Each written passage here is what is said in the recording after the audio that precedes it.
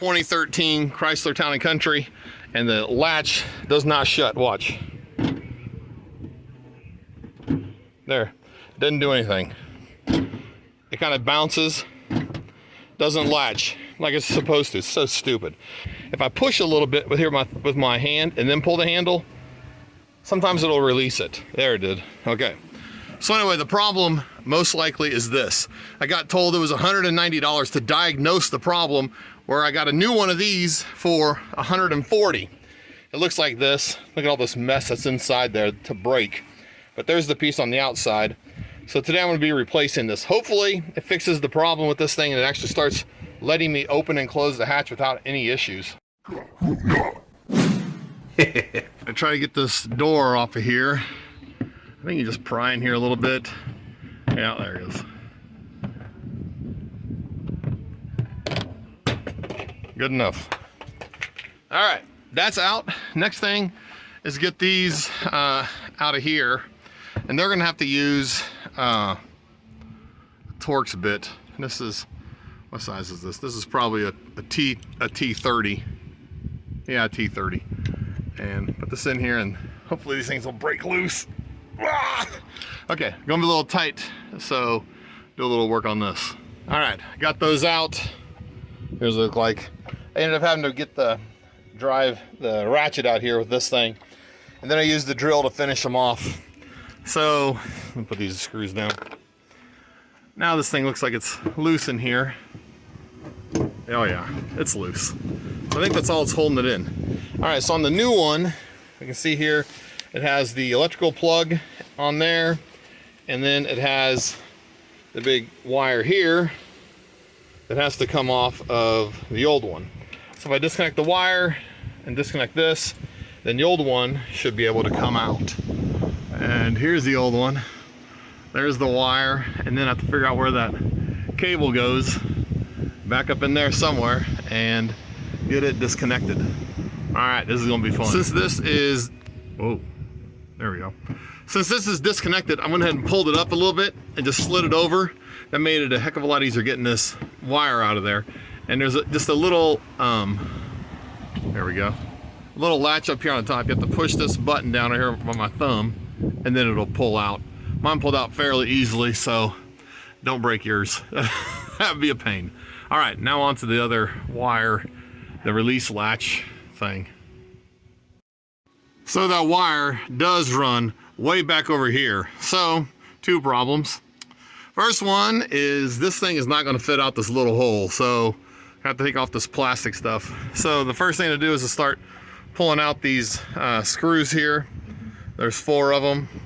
Those are all just Phillips tips, so those will come out, and then I'm imagining it's probably just pull it down and it has little push pins that are gonna hold in the rest of this. So hopefully I can get away with just pulling down a little bit of this to get to the part to pull it out and get the wire disconnected. I got those 4 screws out and this thing basically started to fall. So next thing I had to do is disconnect this wire right there, because that's connected to the light and I don't want to stretch that out. Then it looks like the rest of this should just be able to come down, and that'll give us a lot of access up here. Oh, and look, there's that piece where it connects. Yeah, good luck doing this without pulling this plastic piece down. So let me get this taken care of and we'll see what's next. To get this part free, you need a pair of needle nose pliers. Reach in here, kind of pinch this thing. Whoa, here we go. Get where you can see. Pinch this thing, and then you got to kind of work it out. It's easier with 2 hands. I got it. There it comes out. It comes up here, feeds out of that little hole, and there it is. All right, good. The thing's disconnected. Now the trick is going to be getting it out of this hole. All right, here's the trick to get this out. You got to pull it up quite a bit like this, and then this part down here, the black part, the actual latch, put it up high, push it up there, and then this should just have just enough room to slip past, and it comes out. And we're gonna put the new one in the way this one came out. Put this in, put that part up there as high as you can. Whoa, get this right. All right, get this up there as high as you can, and then it slips in, and then this goes up in, it comes back out, and then slides down into place. All right, let me see if I can get the new one in. Well, some good news. This old one looks a lot like the new one. So that's good. All right, now just get it in there. That one's wrapped. This one doesn't have the cables wrapped up quite as nicely as the old one. Oh well, hopefully it works. Here's the new one. I'm gonna slide it all the way up in there and get the, oh great, what is it doing? So close, I'm gonna need 2 hands. I think it's gonna go. I think it's just getting caught right here in this little bit of plastic, so pull this down a little bit. Well, let me see. Oh, there it goes. Aha! All right. Get this put in there somehow. There we go. All right. Boom. Good. Now, run this cord back up here, hook it up, put some screws in, and we should be good.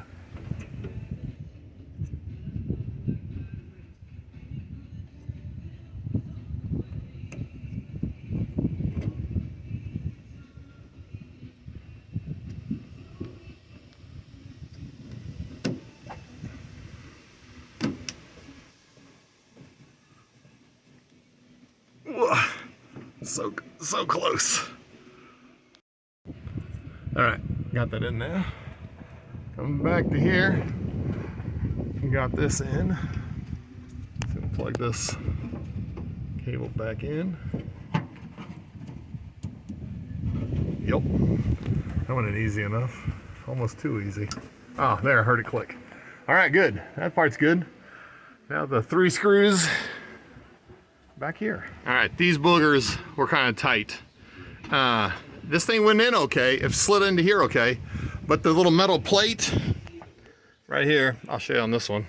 This little metal plate where they screw into, it's back there quite a ways. By back there, I mean like back inside there quite a ways. So in here, I had to grab hold of this metal and pull the metal down, pinch it down like this, pinch it down to try to get those screws close enough to grab on. And they grabbed on, and I got them pretty tight. I hate to make them too tight, but they're very tight. All right, let's see if this thing closes. I got this wire up out of the way so it doesn't get stuck, and I got that one plugged back. There it is. Got that wire plugged back in, so this should work. We'll see. Oh, and it went and it works. Okay, I'm just gonna pull this, see if it opens. Oh, for the first time in years, this dumb thing works. One more tip on this. When you go to shut this, you wanna make sure that you're not gonna overlap on these tail lights. You don't wanna snap these pieces off. So this one was a little tight over here. It was gonna hit this when it shut. So to account for that, I loosened up these 3 bolts, and I took the little door off, and I pulled the whole mechanism over to the side here, and then tightened it up while it was held over, and then it started lining up correctly. If it's hitting close to the light on this side, you're gonna want to pull this to that side and then tighten it up.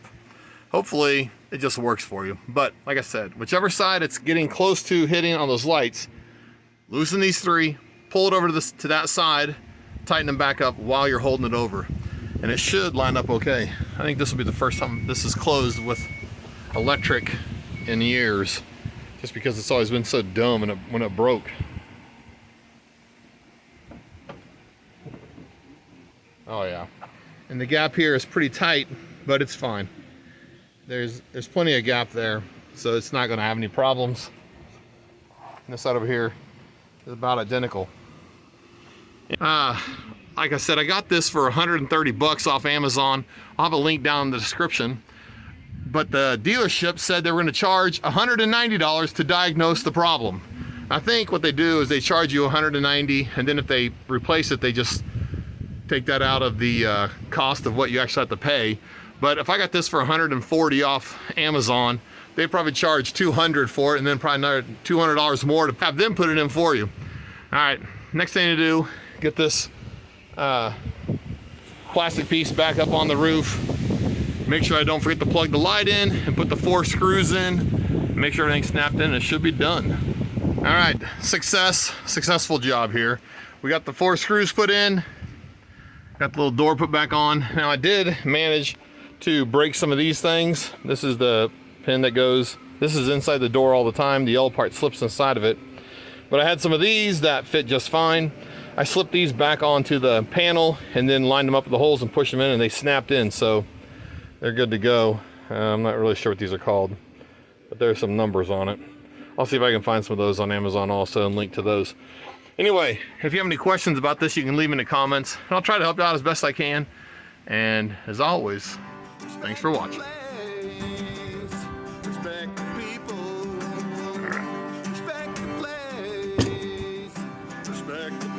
Oh, so beautiful. It's locked. Oh, opens the first time. The nice thing was there wasn't much lining up. It just fits in there.